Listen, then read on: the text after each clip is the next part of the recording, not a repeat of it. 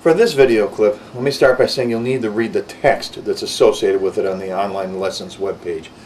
And for the sake of the video right now, let me begin by saying that I'm going to play this flow study etude in its entirety on my New York Trumpet Company Stage 1 California C trumpet with my asymmetric opera model mouthpiece.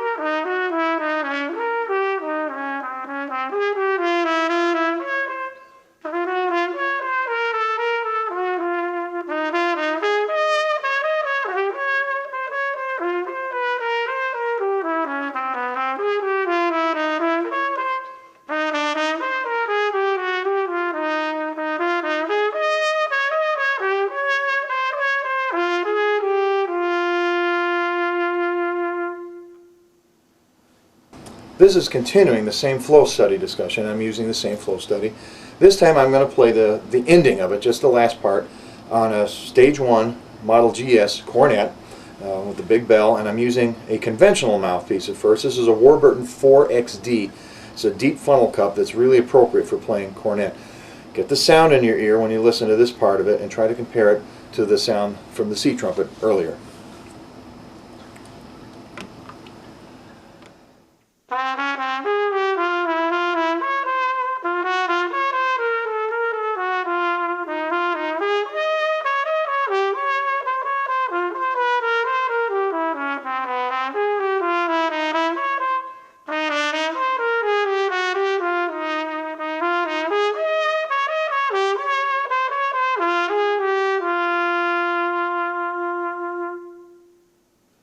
That sound.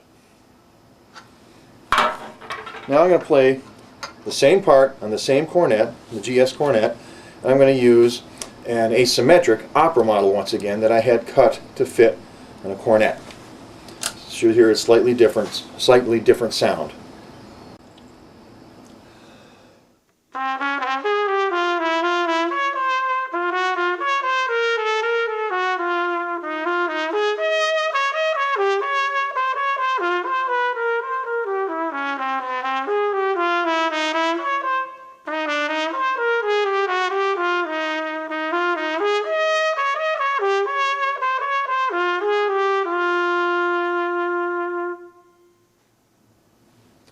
I'm going to move on to a different horn now. Alright, continuing with this flow study demonstration, I'm going to move on to my B flat.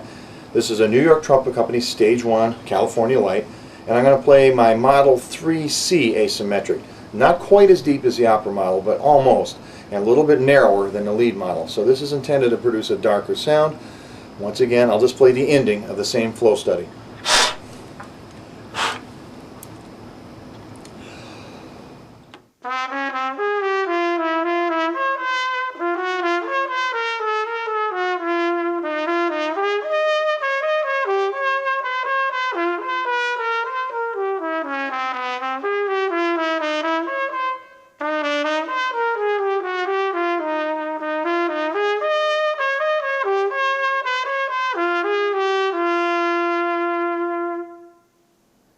Okay, get that sound in your head, compare it to the other sounds we've heard in this segment. Same part, same ending to the etude, same flow study approach, but this time I'm going to use my asymmetric lead model, which is wider than all the asymmetrics, but quite a bit shallower. Still probably about like a 3C depth, but compared to the others, a bit shallower.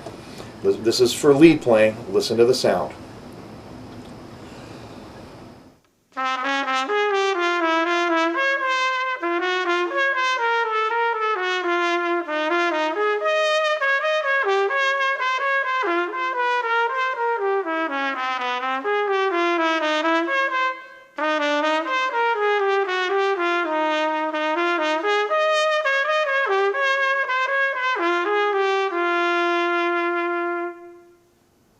Now, what you need to do is read the supporting text on my online lessons page, where I'm going to discuss more about how to do the flow studies. What I will conclude with here is watch the way I'm playing. And go back and watch the clip again and watch what I'm doing. I'm taking a very deep, relaxed breath and blowing through the horn, not vigorously, but I'm not holding back.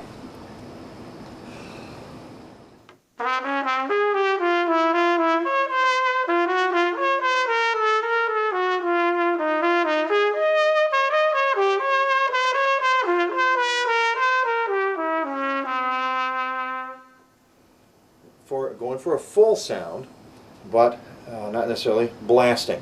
This is what I use to develop my tone. I do mostly soft playing, but I'll take a few minutes out of each practice session and do something like this to work on keeping a nice round sound on the various pieces of equipment that I have to play. Last thing I'll comment on here is what you need to do to get the sound in your head that you want to try to achieve is listen, listen, listen. You've got to go out and hear some of the best players around playing in the various environments you're going to be considering playing in. You need to go out and get CDs and records. I'm belying my age, I still use vinyl. You need to go about and listen to recordings and hear the best people playing in the environments that you want to play in. Eventually you will get your own idea about what a trumpet sound should be embedded in your head just by listening and studying. Then what's going to happen is you'll notice that no matter what piece of equipment you play on, be it mouthpiece or trumpet, that you're going to end up gravitating to what your concept of sound is. So you need to have a clear concept of sound. And then the object is to pick the horn and mouthpiece that makes that job the easiest to do. Okay? One way or another, no matter what you play on, after a few minutes, maybe a half hour, you're going to end up sounding like you, no matter what you're playing on. So pick your axe and mouthpiece to make that job absolutely the easiest. Now I hope this helps a little bit. Once again, be sure to read the supporting text I'm going to put on the website. Thanks.